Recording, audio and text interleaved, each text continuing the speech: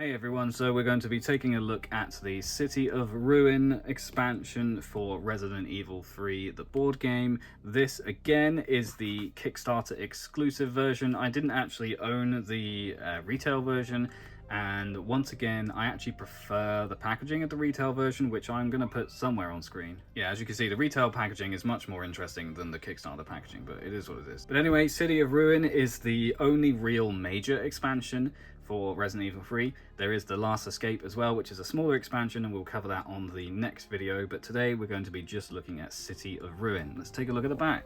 Again, with these Kickstarter boxes, you don't get too much information on the back, but you can see it says, as consciousness returns and you blink shadows from your eyes, all you can hear is the ringing in your ears. Yeah, well, that's just me when I wake up. At first you think it might be from the bells, as you recall racing through the clock tower in search of gears to sound the great bell. Kind of ironic because you don't do that in the RE3 remake, but it is what it is. Then the blood drains from your face as the memories begin to surface. So here we've got stuff about the Nemesis, we've got rockets. It looks like this is essentially after RE3. So we've got some extra stuff going on. One look at the burning wreckage around you is enough to confirm the truth. This nightmare isn't over.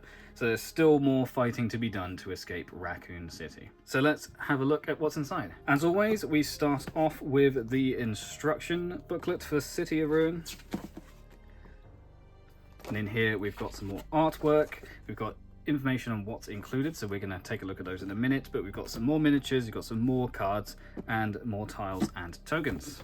Got some additional gameplay modes here, so we have the extended campaign, we have new terrain elements and also massive bases. Interestingly, this shows the power and hunted tokens as well as flooded and elevators, which I had in the Kickstarter box, the main base game, so perhaps I put them in there and hadn't realized. But anyway, conversation here about massive bases, collision attacks, and then the rest of the booklet is the scenarios for this expansion. So quite a lot of extra scenarios, a lot of extra gameplay with this expansion, which is pretty cool. Underneath that we have some extra tiles, so presumably some of these will have new artwork on. I'm not actually sure, I haven't compared to the base game, but it looks like you get one of each of the regular tiles, and then you get one Mahusive tile, one 5x5, and I guess that's where you're going to fight some bosses. Underneath all of that, you have the miniatures and the cards that are included in this expansion. So we're going to start with the miniatures this time. So to begin with, you get 8 of these little sliding worms. So you may remember from the previous video where we went through the RE3 base game that there were some worms, and that I said they were medium. That's because these are the small ones. So they're really kind of cute despite being grotesque, but you get 8 of these, all the same sculpt. Then on the other end of the spectrum, we have the adult Gravedigger. This is the big daddy worm. Looks really cool coming out of the ground, bursting out of the ground there with this pretty big base as well. Let's do the comparison we did in RE2. Again, here is Gomamon and here is this Gravedigger. So he's smaller than the Birkin Stage 5, but he's still a pretty big mini. Another big miniature here, we have the Nemesis Stage 3. So he's gone completely rogue now, just looks like some kind of dog. Well, I mean, maybe dog is a little bit generous. But you can see he's got like his rib cage sticking out, he's got tentacles, looking pretty scary, and he's on a big base as well. In addition, you get 2 of these Hunter Beta characters, enemies, not characters I guess. So got them spiky claws, you've got lots of lumpy intestinal stuff, pretty horrible, 2 of those. And then you get the Gamma Hunter, or the Hunter Gamma, which is like a big frog guy with some cake on him, god damn. Yep, just a big giant frog, looks like maybe a Battletoad, or for some reason it reminds me of Street Sharks. Does anyone remember those? It's not a shark, but it's just something about its shape. But anyway, 2 of these as well. So that's all the miniatures. Let's look at the cards. Starting off, we have the enemy reference cards. So we have the Hunter, Beta, and Gamma. Pretty cool. We have the sliding worms as well. And then the rest of it, obviously, is a reference card for the Gravedigger because you need all of the behavior cards for him. We also have one for Nemesis Stage 3. So they're 2 big boss characters. Starting off with them, we've got the Gravedigger Adult and his different things that he can do. Lots of different reference cards, and then these are his behavior cards, kind of crazy.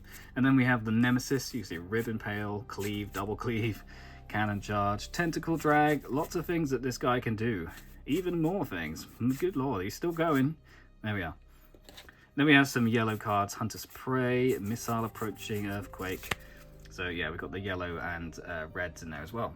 Then we have the smaller cards. So we have 2 A cards, 2 blue herbs, so that's really nice. So it says here, remove the poison condition from this character or another character in the same or an adjacent square. So that's for poison, that's pretty cool. We have a bunch of B cards, so we have freeze rounds here, first aid spray, flame rounds. You see how it's like the other way around for these, which is quite interesting. Acid rounds, enhanced handgun bullets, first aid boxes. So lots of additional stuff, mine thrower. So items that are needed for the campaign, but also just extra different things for the weapons in the base game. This expansion also introduced the C deck of cards, and in there we have some keys, tape recorder, vaccine base, vaccine medium, facility key, system disk, water samples. So all key items really.